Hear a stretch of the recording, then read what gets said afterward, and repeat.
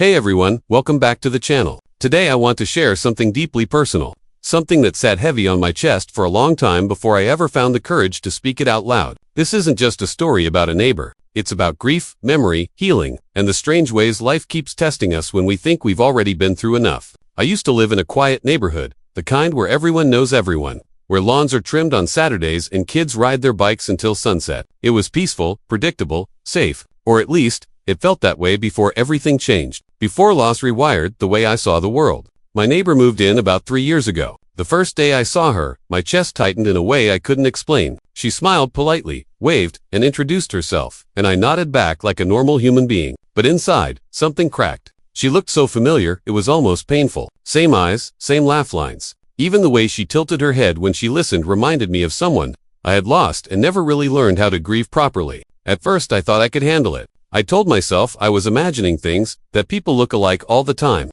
But then came the small moments. Seeing her watering her plants in the morning, the same way my wife used to. Hearing her laugh through the open window, a laugh so close to the one that used to fill my home. Every encounter felt like reopening a wound that never truly healed. So I started avoiding her. I adjusted my schedule so I'd leave earlier for work. I parked my car a little farther down the street so I wouldn't have to pass her house. If I saw her outside, I'd suddenly remember something urgent and turn around. I became an expert at polite distance. A nod here, a quick wave there, nothing more. At first, I think she didn't notice. Or maybe she did, but she was kind enough not to push. But you can only avoid someone for so long before the silence itself becomes noticeable. This went on for months, and with each passing day, the guilt grew heavier. I knew I was being unfair. She hadn't done anything wrong. She was just living her life, unaware that her existence was stirring up memories I had buried but never truly put to rest. One afternoon, everything came to a head. I was taking out the trash, hoping for a quick and on-out mission. Of course, that's when I heard her voice behind me.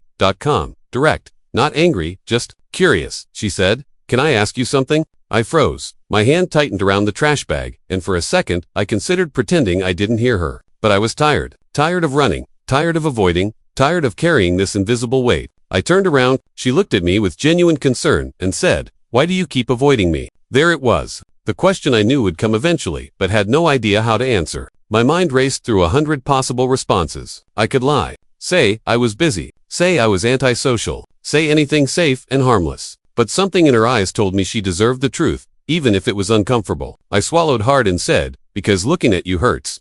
The words hung in the air between us, heavier than I expected. Her expression shifted, confusion replacing curiosity. I immediately felt horrible. I hadn't meant to sound cruel. I hadn't meant to make her feel like she was the problem. She asked softly, "Hurts? Did I do something wrong?" That question broke me more than anything else. I shook my head quickly and said no, absolutely not. I took a deep breath and, for the first time in a long time, I told someone the truth. I told her about my wife, about how we met young, built a life together, dreamed about growing old side by side. I told her about the accident, the phone call that split my life into a before and an after. I told her how grief doesn't fade the way people say it does. How it just changes shape and sneaks up on you when you least expect it. I told her she reminded me of my wife. Not in a creepy way, not in a literal way, but enough that my heart didn't know the difference. Sometimes, enough that seeing her felt like being haunted by a ghost that smiled back. She listened without interrupting. When I finally stopped talking, my voice shaking, I expected awkwardness, maybe even anger. But instead, she nodded slowly, like she understood more than I realized. She said, "I'm really sorry for your loss."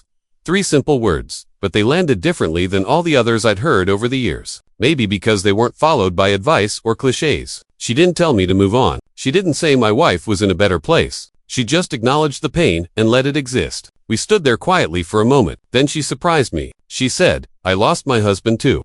I looked at her, really looked at her, for the first time without immediately looking away. She told me her story. Different circumstances, same emptiness, the same sudden silence in a house that used to feel alive. The same moments of reaching for someone who wasn't there anymore. In that moment, something shifted. I realized that while I had been avoiding her because she reminded me of my pain, she had probably been feeling her own, right next door, just as quietly. We were 2 broken people living side by side, both pretending we were fine. After that day, things changed slowly. We didn't suddenly become best friends. There were no dramatic movie moments, just small, human steps. A conversation over the fence, a cup of coffee on the porch, shared memories of people we loved and lost. Sometimes, talking to her still hurt. Sometimes, it still reminded me of everything I had lost. But it was a different kind of pain now. Not the sharp, isolating kind, but something softer. Something that reminded me that love, even when it ends, leaves behind proof that it was real. I learned something important through all of this. Avoidance doesn't heal wounds. It just delays the moment you have to face them. And sometimes,